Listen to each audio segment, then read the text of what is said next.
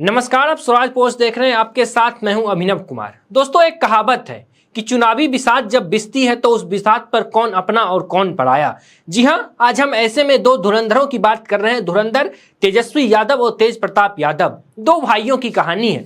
दो भाइयों की कहानी तो बहुत दिलचस्प होती है और हम सभी ने भाइयों की कहानी तो बहुत सुनी होगी, लेकिन इन दो भाइयों की जोड़ी तो बिहार की सियासत में ना जानो भूचाल सा लाकर रख दिया है। हम भूचाल इसलिए कह रहे हैं क्योंकि तेजस्वी यादव राघोपुर से विधानसभा चुनाव लड़ते हैं। पिछले 2 बार से वहीं से चुनाव लड़ रहे हैं। इस बार भी राघोपुर से वो चुनाव लड़ने की घोषणा कर चुके हैं। नामांकन भी उन्होंने कर दिया। कल नामांकन का पहले चरण का आखिरी दौर था।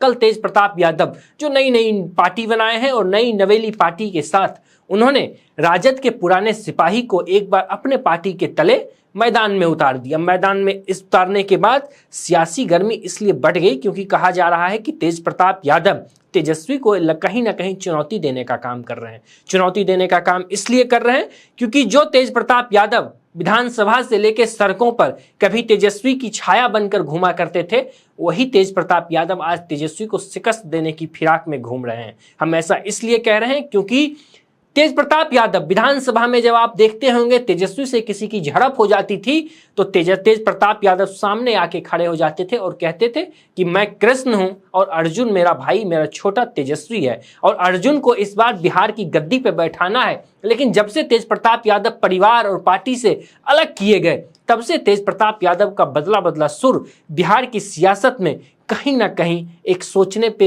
मजबूर करने का विषय बन गया है। हम ऐसा इसलिए भी कह रहे हैं कि तेज प्रताप यादव जिनको पार्टी से निकाला गया, परिवार से निकाला गया, पहले कहा जा रहा था कि वो महुआ से चुनाव नहीं लड़ेंगे, किसी दूसरे विधानसभा से चुनाव लड़ेंगे, लेकिन तेज प्रताप यादव ने महुआ से नामांकन दाखिल करके तेजस्वी यादव कहें या आरजेडी को कहें, एक बड़ी चुनौती देने का काम किया। दूसरा कदम उन्होंने ये उठाया कि तेजस्वी यादव को ही चुनौती दे डाली। चुनौती इसलिए कि तेजस्वी यादव जिस बिसात पे अपनी चाल चल रहे हैं उस बिसात से कहा जा रहा है कि तेजस्वी यादव विधानसभा के नेता प्रतिपक्ष से कहीं ना कहीं मुख्यमंत्री तक का सफर तय करने वाले थे। लेकिन अब ऐसा महसूस हो रहा है कि तेजस्वी की मुश्किलें लगातार बढ़ती इसलिए जा रही है कि दो भाइयों की जोड़ी अब राघोपुर में खूब घमासान मचाएगी। आपने देखा होगा कि चुनाव से पहले तेज प्रताप यादव पहुंचते हैं राघोपुर और राघोपुर में दबे जुबान से तेजस्वी के खिलाफ एक बयान देते हैं। जनता कहती है कि इनको नहीं, इनको कुछ बाढ़ के समय कुछ वितरण कर रहे थे, उस वक्त तेजस्वी के समर्थक उनसे कुछ नाराजगी भरे लहजे में कुछ कहते हैं तो तेज प्रताप भी दबे जुबान से कहते हैं कि आपका विधायक जो है वो तो नाच गाना कर रहा है। यानी दबे जुबान में एक मैसेज भी देने का प्रयास किया गया। वहीं दूसरी तरफ एक बार नामांकन करवा के प्रेम कुमार को तेज प्रताप यादव ने अपने नई नवेली पार्टी से उन्होंने नामांकन करवा दिया, जिसके बाद कहीं ना कहीं तेजस्वी की मुश्किलें बढ़ेगी या नहीं बढ़ेगी ये तो वक्त तय करेगा। लेकिन मानना तो पड़ेगा भैया, जिन्हें लालू प्रसाद यादव के परिवार की तरफ से या आरजेडी की तरफ से हल्के में लिया जाता था, वही कहीं ना कहीं अब लालू परिवार के लिए और आरजेडी के लिए एक कांटा बनता हुआ जा रहा है। कांटा इसलिए क्योंकि उन्होंने सिर्फ महुआ में ही नहीं आरजेडी के उम्मीदवार को चुनौती दी है, बल्कि अपने भाई जिसे अर्जुन बताते थे, अर्जुन को भी उन्होंने चुनौती दे दिया। लेकिन देखना बहुत दिलचस्प होगा इस बार का चुनाव। मैं आपको बार बार कहता हूं कि बिहार विधानसभा का चुनाव साल 2025 का चुनाव जितना आसान हम और आप समझ रहे हैं उतना आसान तो नहीं होने वाला है, क्योंकि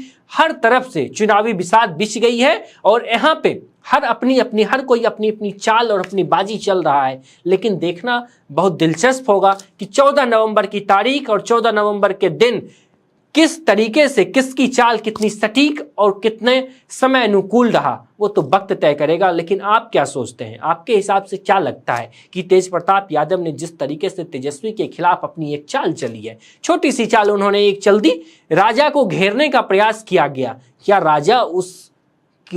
राजा को जो घेरने का प्रयास किया गया सिपाहियों के तरफ से, क्या राजा इस सिपाही के चंगुल से छूट के बाहर निकलता है या नहीं, ये तो देखना बहुत दिलचस्प होगा। हमारी नजर इस खबर पर बनी हुई है। आप लोग क्या सोचते हैं, क्योंकि महागठबंधन में सब कुछ तो ठीक नहीं चल रहा है। आप सोच रहे होंगे कि हम ऐसा क्यों कह रहे हैं, इसके पीछे भी वजह है, कई ऐसी वजह इसलिए कि पहले दौर का जब नामांकन समाप्त हुआ उसमें कहा गया कि 8 से 10 ऐसे सीट हैं जहां पे महागठबंधन, जहां कांग्रेस या उम्मीदवार दे चुकी है या अन्य राजनीतिक दल अपने उम्मीदवार को दे चुके हैं, वहां पे आरजेडी के तरफ से भी अपना उम्मीदवार दिया गया। उदाहरण के तौर पे हम लालगंज की बात कर ले, जो मुन्ना शुक्ला की बेटी वहाँ से चुनाव लड़ रही हैं, उनका भी अगर हम बात कर लें तो उनको भी टिकट दिया। इस प्रकार के कई ऐसे विधानसभा हैं, लेकिन नज़र बहुत दिलचस्प है और बिहार का चुनाव भी दिलचस्प होगा। आप लोग क्या सोचते हैं, खासतौर पे तेज प्रताप यादव और तेजस्वी यादव को लेकर आपकी क्या राय है? तेज प्रताप ने जिस तरीके से तेजस्वी को घेरने का प्रयास किया, आपको लगता है कि तेज प्रताप यादव पहली चाल में तेजस्वी को घेर पाएंगे? अपना राय कमेंट में जरूर लिखिएगा। नमस्कार।